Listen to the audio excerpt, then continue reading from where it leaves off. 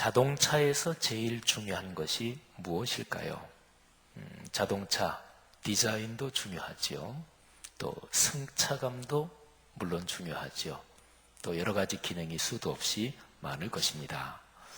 그런데 그거 빼면 자동차가 필요 없는 거, 그거 빠지면 자동차가 안 되는 거, 그게 무엇일까요?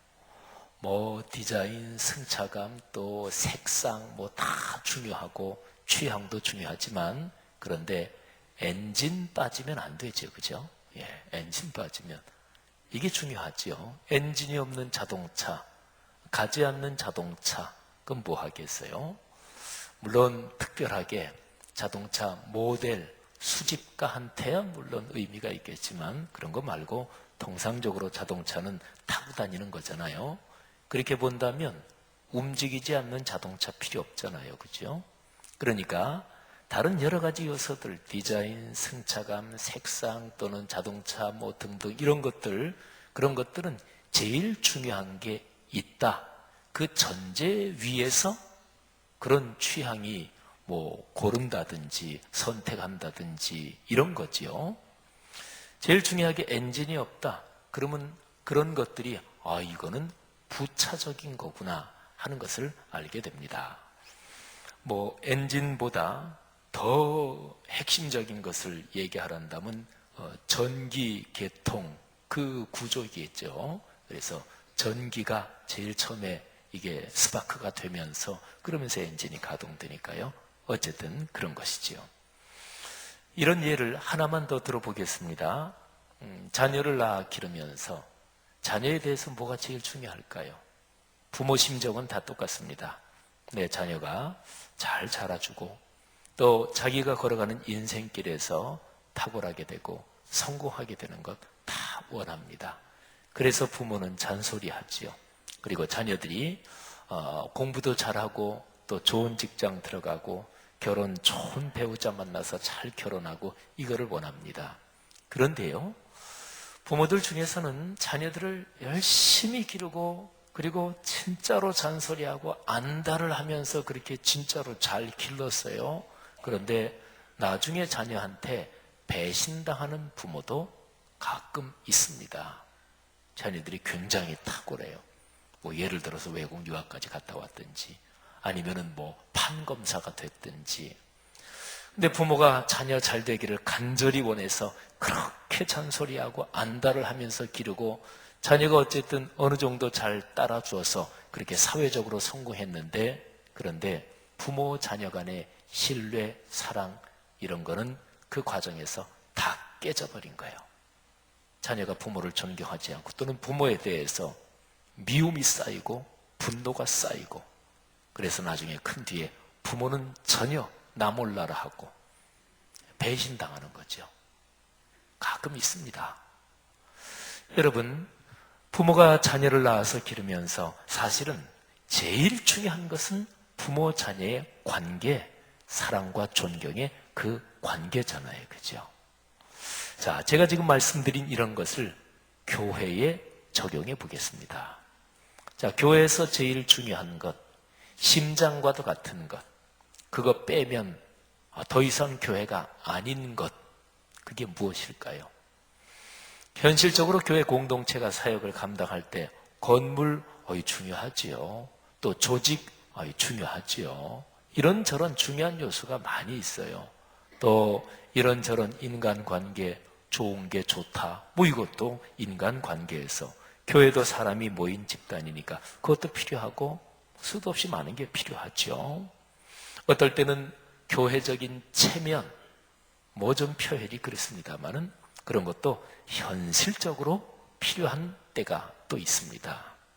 그런데요, 아까 제가 자동차 예를 들어서 말씀드리고 자녀 기르는 거 예를 들어서 말씀드린 것처럼 교회에서 말이죠, 그거 하나가 빠지면 다른 게 제 아무리 많고 다른 게 제 아무리 잘 돼도 그래도 더 이상 교회가 아닌 그것이 무엇일까요?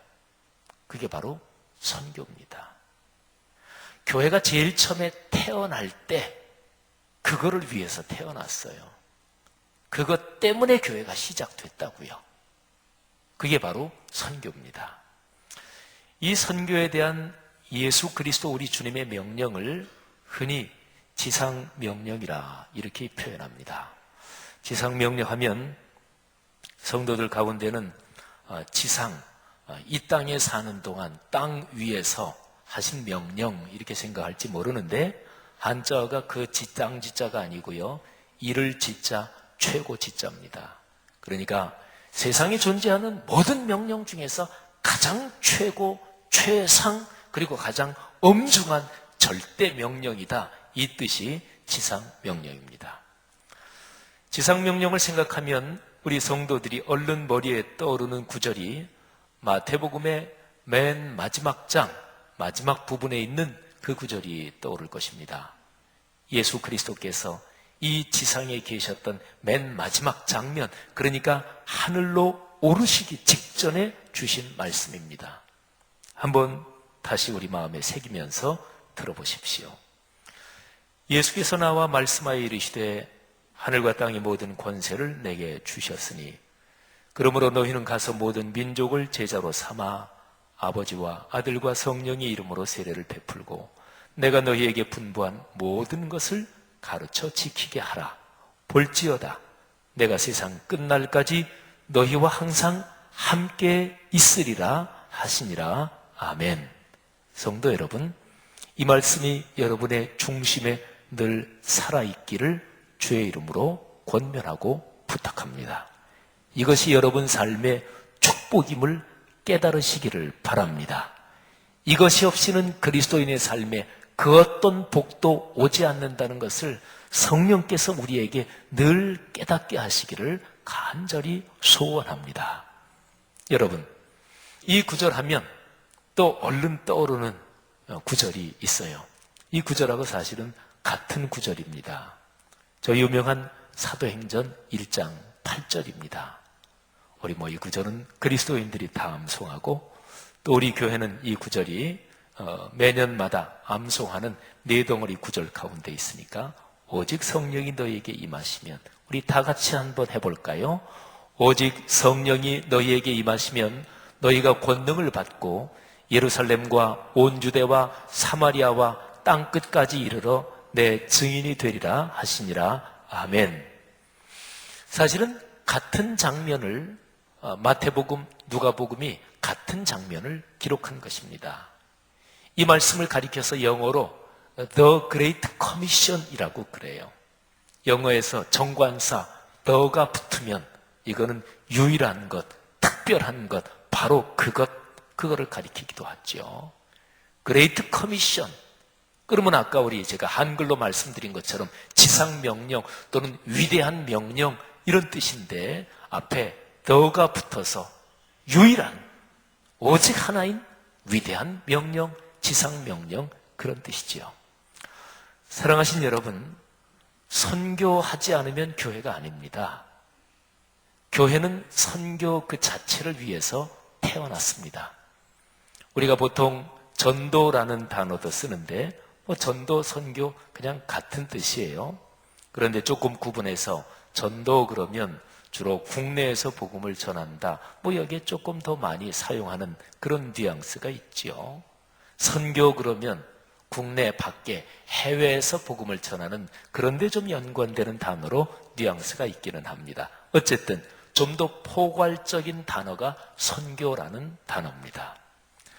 하나님께서는 이 선교적인 지상 명령, 이거를 그리스도인에게 주셨고 또 교회 공동체에 주셨습니다. 선교적인 지상 명령은 창조하고 연관하면 다음과 같습니다. 그러니까 선교적인 지상 명령은 하나님이 천지를 창조하시면서 주신 거예요. 사람을 만드시면서 생육하고 번성하라, 이렇게 큰 복을 주셨어요.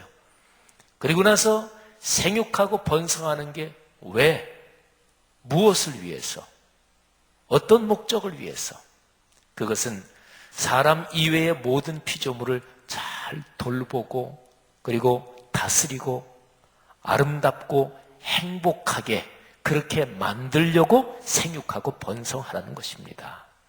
그러니까요, 예수 그리스도의 복음을 전해서 복음을 들은 사람은 너무 단순한 질문일지 모르지만 한번 제가 물어보면 둘 중에 하나를 골라보십시오.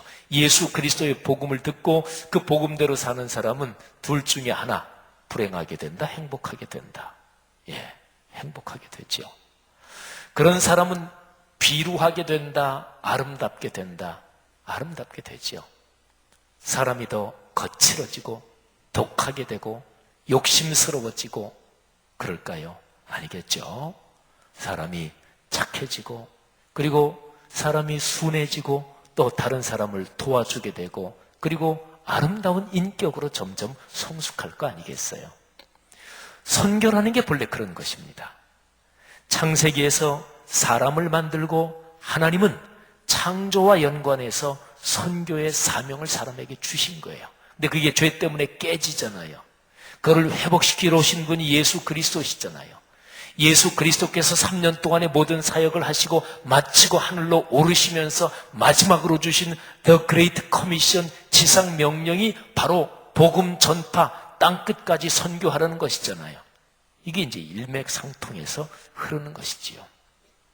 사랑하신 여러분, 제가 지금 드린 두 군데 말씀, 마태복음 28장 18절부터 20절 그리고 사도행전 1장 8절 이 두 가지는 사실은 같은 내용인데요.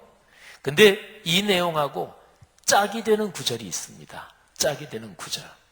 여러분 보통 짝이라고 얘기할 때는 그게 있어도 좋고 뭐 없으면 뭐 상관없고 그런 거는 짝이 아닙니다. 이 짝이라는 게 진짜로 그게 있어야만 하는 것, 이게 짝입니다. 들어보신 분이 계실지 모르겠어요. 감동적인 어떤 일화가 있습니다. 인도의 마하트마 간디, 그분에 대한 일화입니다. 그분이 이제 기차를 타고 이렇게 가다가 어떻게 기차를 타다가 신발 한 짝이 떨어졌대요. 그리고 기차는 떠납니다. 이 신발 한 짝 떨어졌는데 어떻게 해요? 그런데 그때 간디 이분이 나머지 신발 하나를 벗더니 그 떨어진 쪽으로 던졌습니다. 옆 사람이 깜짝 놀랐어요. 아니 왜 그 신발을 던지십니까? 이 신발이 짝이 안 맞으면 저 신발을 주운 사람이나 나나 이게 신지 못할 건 뻔한데 이게 짝이 맞아야 신으니 내가 저거를 주워올 수는 없으니 내 신발을 벗어서 던져야 그래야 저 신발을 줍는 사람이 짝이 맞아서 신을 거 아닙니까? 참 삶이 바르고 삶이 고결하고 그리고 가치관이 바른 사람은 일상의 삶에서도 참 아름답게 판단해요. 그잖아요. 짝이 그런 거예요. 그러면 지상명령, 사도행전 1장 8절, 마태복음 28장의 마지막 부분의 말씀, 이거하고 짝이 되는 구절이 있는데 이 구절은 선교적인 지상명령에서는 없어서는 안 돼요. 한국 교회가 이 짝이 되는 구절을 잘 생각을 못해요. 여기에 취약합니다. 이게 한국교회 병 중에 하나입니다. 그게 바로 로마서 12장 1절 2절입니다. 자, 위대한 명령 그리고 지상명령에 짝이 되는 구절이니까 귀를 기울여야 되겠죠. 제가 한번 봉독해 드리겠습니다. 그러므로 형제들아 내가 하나님의 모든 자비하심으로 너희를 권하노니 너희 몸을 하나님이 기뻐하시는 거룩한 산 제물로 드리라. 이는 너희가 드릴 영적 예배니라. 너희는 이 세대를 본받지 말고 오직 마음을 새롭게 함으로 변화를 받아 하나님의 선하시고 기뻐하시고 온전하신 뜻이 무엇인지 분별하도록 하라. 아멘. 여러분 여기에 몸을 제물로 드리는 영적 예배에 대해서 나와요. 구약에서 제사를 드릴 때 짐승을 잡아서 그리고 피를 쏟으면서 그 짐승을 제물로 드리잖아요. 그러니까 너희 몸을 제물로 드려라. 실제로 우리 몸을 잡으라는 얘기는 아니겠죠. 근데 이게 영적 예배래요. 무슨 뜻일까요? 이것은 우리 일상생활이 하나님의 뜻에 따라 변화된다. 이거를 말해요. 여러분 로마서 12장 1, 2절은 참으로 중요합니다. 마음을 새롭게 함으로 변화돼야 된다. 그래서 하나님의 거룩하시고 온전하신 기뻐하신 뜻이 무엇인지 분별해야 되고 그렇게 살아야 된다 얘기하는 거죠. 여러분 이게 일상의 예배 또는 영적 예배인데 핵심은 변화입니다. 변하지 않으면 그리스도인의 삶이 아닙니다. 교회는 세상을 변화시키기 위해 주 예수 그리스도께서 이 세상에 세우신 거룩한 기관입니다. 그런데 변화됐나 안 됐나 검사해보는 방법이 있어요. 한 군데만 보면 됩니다. 그 사람의 일상이 변하나 이거 보면 됩니다. 교회 와서 모임 중에 집회 중에 뜨겁게 찬양을 부르며 또는 감동적인 설교를 들으며 거기에서 기도하며 그때는 막 감정이 동해서 변화된 것 같아요. 그거 귀한 일이에요. 그런 게 체험이 있어야 돼요. 그런데 중요한 것은 그게 일상의 삶으로 흘러야 돼요. 이어져야 돼요. 목표는 일상의 변화입니다. 근데 일상의 변화, 여기에서 중요한 거 한 가지만 더 한다면 인격이 변해야 돼요. 인격이 변해야 돼요. 마음이 변해야 된다는 얘기죠. 그러면 이 두 가지, 인격이 변하고 일상생활이 변한다. 이거를 합쳐서 삶이 변한다. 이렇게 얘기를 하는 거죠. 성도 여러분들이요, 땅끝까지 복음을 전하는 선교의 지상명령은 삶이 변하는 삶의 예배, 이게 바탕이 되고 이게 토대가 돼야 그래야 가능해요. 그래서 선교는 삶으로 드리는 예배, 이렇게 얘기할 수가 있습니다. 사랑하는 성도 여러분들이, 오늘은 우리 교회 1년에 한 번 주님 앞에 선교에 대해서 다시 한번 결단하고 헌신하는 선교 주일입니다. 자, 그러면 생각해 보세요. 삶으로 드리는 예배, 일상과 인격이 변해야 된다. 그러면 제일 중요한 것이 무엇일까요? 오늘 로마서 문맥을 보면 12장 1, 2절에서 일상과 인격이 변하는 삶의 예배, 영적인 예배를 얘기하면서 바로 3절 이하에 무슨 얘기가 나오냐면 교회 생활 얘기가 나와요. 교회는 한 몸이다. 그리고 마땅히 생각할 그 이상의 생각을 품지 말고 믿음의 분량대로 지혜롭게 생각하고 자기 믿음의 분수를 지켜야 된다. 그러면서 저 유명한 교회가 한 몸이다. 이 얘기가 나와요. 여러분, 변화는 어디서 시작되는 것일까요? 교회에서 시작됩니다. 교회에서 은혜 받고, 교회에서 변화되고, 교회에서 결단하고, 하나님 앞에서 감동하고, 그리고 그게 가정의 복으로 이어지는 거예요. 그게 사회 직장의 복으로 이어지는 거예요. 그게 사회와 민족 국가의 변화로 이어지는 거죠. 성도 여러분, 여러분들이 교회 생활하시는 게 그런 복이 있기를 주의 이름으로 축복합니다. 자, 오늘은 선교주의니까, 그러면 교회 생활에서 가장 일상적인, 가장 구체적인 거 제가 한번 예를 들어서 말씀드리겠습니다. 지금 선교에 대해서 얘기하잖아요. 선교주일이잖아요. 어떻게 선교에 참여할까? 제가 이제 두 가지를 말씀드립니다. 하나는 3년 내지 5년마다 단기 선교에 한 번씩은 참여하십시오.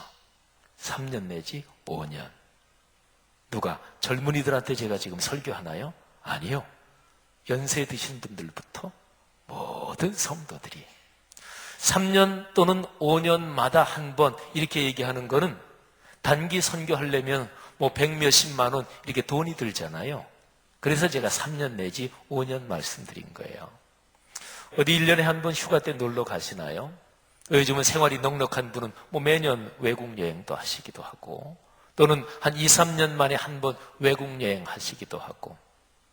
얼마 전에 저에게 어떤 권사님께서 이제 팔순 뭐 이런 잔치가 되셨는데 자녀들이 잔치를 해드린다 그러는데, 얘들아 뭐 잔치 요즘 잘 하지도 않고 그거 나한테 줘라.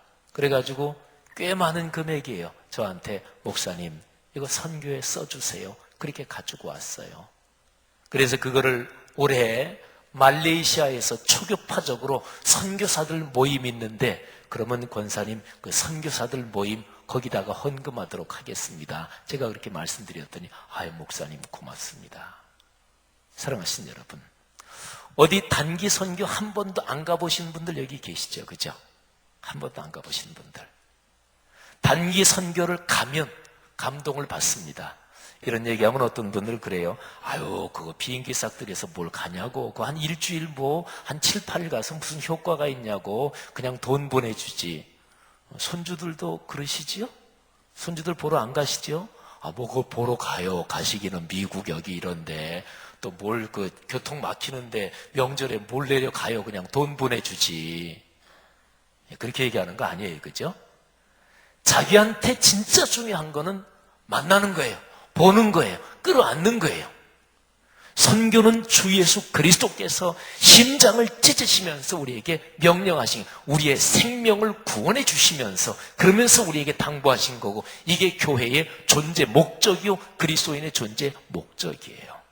성도 여러분, 그래서 우리 교회에서 전반기 한 번, 후반기 한 번 선교를 위한 헌금 5,000원이고 10,000원이고 전교인이 십시일반으로 하는 거는 그렇게 밖으로 단기 선교 나가는 분들 우리가 기도로 지원합니다. 그런 표시로 이제 거둔 거를 그 단기 선교 나가는 분들한테 이렇게 적절하게 배분하는 거예요. 자, 또 하나. 땅끝까지 복음을 전하는데 참 필요하고 또 중요하고 그리고 효과적인 방법이 있습니다. 아이들을 돕는 거예요. 아이들. 우리 교회가 소울 사역하는 방글라데시에 샤프마리 학교가 있어요.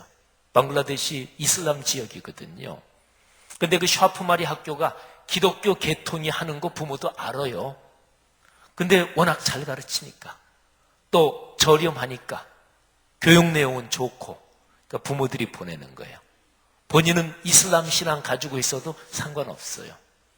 초등학교가 다 이제 졸업생이 됐는데 중학교는 없고, 근데 이슬람 신앙 가진 부모들이 요청하는 거야. 중학교 좀 만들어 주십시오.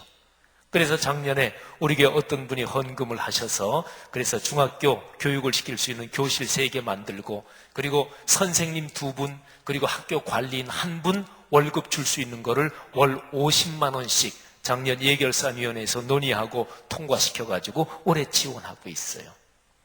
중학교 3년 과정 다 지나면 아마 그 부모들이 고등학교 또 세워주세요. 그렇게 할 거예요. 인도네시아의 땅그랑 교민교회에서 하는 학교도 그렇게 해서 지금 초등학교부터 시작해서 지금 고등학교까지 만들어졌어요. 사랑하신 여러분, 아이들을 돕는 게 최고의 선교입니다. 우리 교회에서 전 세계적으로 가장 가난하고 가장 어려운 아이들, 그런 아이들은 한 달에 3만 원만 도우면 기본적으로 굶지 않고 먹는 거, 그리고 교육시키는 게 됩니다. 교육 비용이 한 달에 3만 원이면 되나요? 여러분, 저개발 국가 어려운 데서는 교육하면은 공책하고 연필만 있으면 돼요. 우리 어렸을 때 연필 이렇게 혀에다가 이렇게 찍어가지고 쓰시는 거 기억나요? 예. 사랑하신 여러분, 공책 연필만 있으면 돼요. 그냥 선생님이 칠판 없으면 그냥 땅에다가 써도 돼요. 한 달에 3만 원이면 그 아이들이 살아요. 특별히 태어나서 영유아들, 일정 태어나서 얼마 되지 않을 때 영양 공급이 안 되면 뇌가 손상을 입어요. 그래서 전응아가 돼요. 한 달에 3만 원이면 생명이 살아요. 이게 소울 프로젝트입니다. 그 아이들이 자라면서 기독교 신앙이 들어가고 그리고 예수 그리스도의 사람이 될 것입니다. 그 아이들을 통해서 부모가 예수를 믿게 될 것입니다. 우리가 도와준 아이들 무릉이 우리가 벌써 한 10년 더 넘었나요? 그 아이 하나 선천성 심장병 치료해 준 것 때문에 마을이 다 예수 믿었어요. 사랑하신 여러분, 여기에 자녀들 때문에 예수 믿으신 분들 여기 계시죠, 그죠? 저희 집에서도 제가 제일 처음 예수 믿었어요. 어머님, 아버님 지금 천국 가셨지만 나중에 다 예수 믿으셨어요. 소울 프로젝트가 그런 것입니다. 이 소울 프로젝트를 위해서 저는 우리 교회 모든 성도들이 100% 한 달에 5,000원이든 10,000원이든 20,000원이든 30,000원이든 더 많이는 하지 마셔요. 물론 특별하게 이 소울 프로젝트를 위해서 어떤 목돈을 헌금하시는 분도 계실 수도 있겠지만 기본적으로는 우리 교회 성도들이 전부 다 참여하는 거. 그래야 선교의 브레이크가 안 걸려요. 대개 교회 다니는 성도들도 어떤 일에 반대하는 거는 자기가 거기에 참여하면서 반대하는 사람 없어요. 그죠? 자기는 참여 안 하니까 괜히 속이 쓰리니까 반대하고. 기본 원리가 그래요. 인간 사회에서도.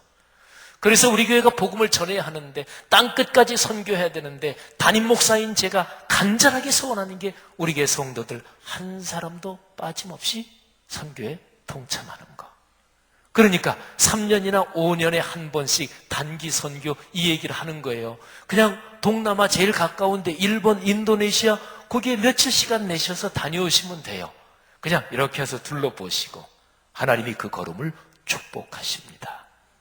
올해 소울 프로젝트에서는 우리가 전 세계 어린아이들을 이렇게 저렇게 돕는데, 올해는 새롭게 네팔, 저 아프리카에 있는 섬 마다가스카르, 그리고 우크라이나, 소련 지역에 아주 극빈으로 사는 유대인 아이들, 이런 아이들을 더 포함시키려고 그래요.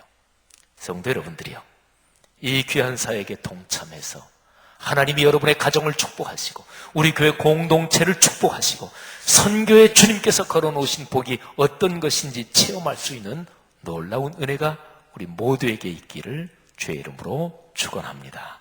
기도하겠습니다.